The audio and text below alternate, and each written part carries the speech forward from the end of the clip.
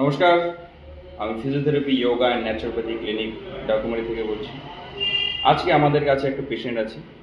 ওনার brain stroke হয়েছিল। Brain stroke হওয়ার পরে ওনার কোন সাইড? ডান সাইড। ওনার ডান সাইড, ডান হাত, ডান পা এবং মুখের যে জিভের অংশটা প্যারালাইজড হয়ে গেছিলো। তার কারণে কথা বলা থেকে শুরু করে ডান হাত, ডান পায়ের মুভমেন্ট একদম স্লো হয়ে গেছিলো, প্যারালাইজড হয়ে গেছিলো। তো আমাদের সেন্টারে আসছে 15 দিন হলো, 14 দিন থেকে 15 দিন, 14 দিন হলো। 14 দিন থেরাপি করার পরে কতটা প্রোগ্রেস হলো? আপনার নাম কি? হ্যাঁ, তো মোটামুটি কতদিন থেরাপি হলো এই সেন্টারে? 14-15 দিন। হ্যাঁ, তো 14-15 দিন থেরাপি করার পরে আপনার কতটা পরিবর্তন আপনি একবার বলেন।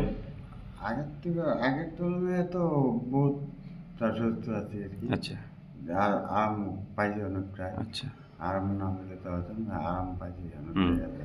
তো আপনি আগে কথাটার মধ্যে কতটা পরিবর্তন লক্ষ্য করতে পারছেন? কথাটা মোটামুটি কিছুটা আগের থেকে বহুত আগে আছে। আগে স্পষ্টভাবে বলতে পারতেন? আগে অত স্পষ্ট হইতো না আর কি। হ্যাঁ, এখন স্পষ্ট হয়ে যায়। আচ্ছা। আর হাতের পায়ের কি অবস্থা, কি পরিবর্তন? হাতে পায়ের পরিবর্তন আগের থেকে অনেকটাই আরোগ্য হয়েছে। আচ্ছা, আচ্ছা, আচ্ছা।